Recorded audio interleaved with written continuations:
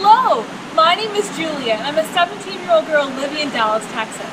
I'm passionate about connecting youth around the world and building global friendships to create a more connected world. Last March, I had the life-changing opportunity to travel with a local nonprofit, South Lake Sister Cities, as a youth ambassador to Suzhou.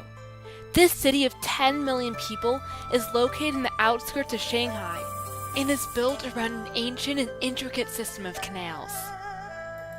I attended a local high school and experienced the culture by visiting historical sites, taking classes in the music, dance, language, and arts of China, and meeting many people from around the city.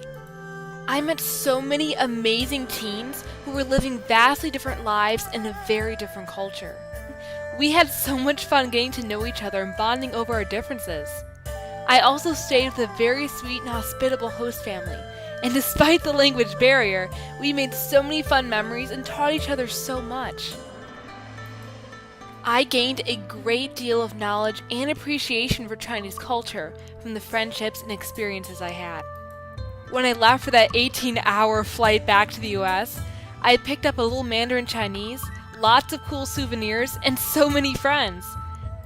I connect with them on QQ, a Chinese messaging app, and we keep in touch all the time. This is Icy from Suzhou, and I video chatted her on QQ a few nights ago. She said that even though American and Chinese teens are very different, they can make great friends. I want other teens in America and China to learn about each other and build friendships based on mutual respect for their fascinating and extraordinary cultures.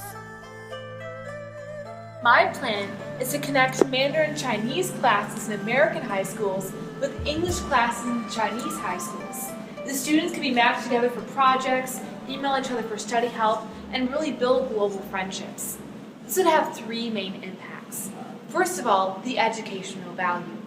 These students would be able to learn from native speakers of the language that they're learning. That means they can learn correct pronunciation, correct definitions, and really have an enriched learning experience.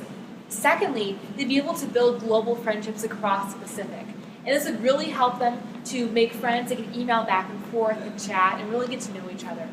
And finally, the worldwide impacts. Building friendships across the Pacific can really help build a better world that's more connected and more focused on working together to fight global issues.